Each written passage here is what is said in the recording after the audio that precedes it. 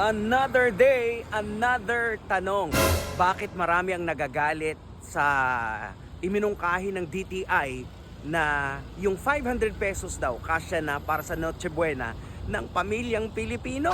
Ganito kasi yon. Kapag may nagsabi na kasya na yung 500 pesos sa panahong itong mataas ang bilihin, talagang masasabi ang insulto yan para sa sikmura ng mga Pilipino. Isa sa mga dahilan dyan ay unang-una, hindi akma ang presyo sa realidad.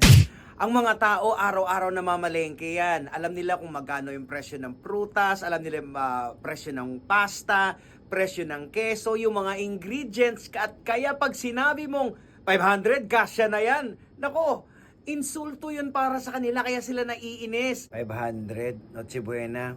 No! Otot mo din.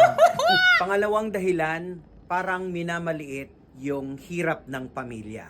Alam naman natin marami tayong mga Pinoy na talagang nagtitipid, nagsa-sideline, nagbabudget, 'di ba? Yung iba literal na nag-iipon ng barya tapos sasabihin mo 500 kasya na 'yan. So parang sinasabi mo sa pamilyang Pilipino na hindi kasi kayo marunong mag-budget. Kaya kami sa Love Radio, hindi 500 ang Noche Buena na pinamimigay namin. 1.5. Ito ang tinatawag na invalidating communication. Kapag ang nararamdaman at nakikita ng tao araw-araw ay binabangga ng mensahe mula sa otoridad, ito ay nagtitrigger ng emosyon na rejection at galit. I'm so inis, parang gusto kong sabunutan yung ulo ko.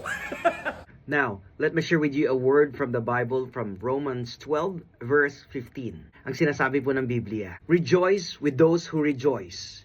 Mourn with those who mourns." Ang ibig sabihin po nito ay kinakailangan po nating to enter the emotional world of others para maintindihan natin sila. Kiramay tayo kung malungkot, makisaya tayo kung masaya sila. Kaya alamin natin kung anong kalagayan ng bawat isa bago tayo magbitaw ng mga salita.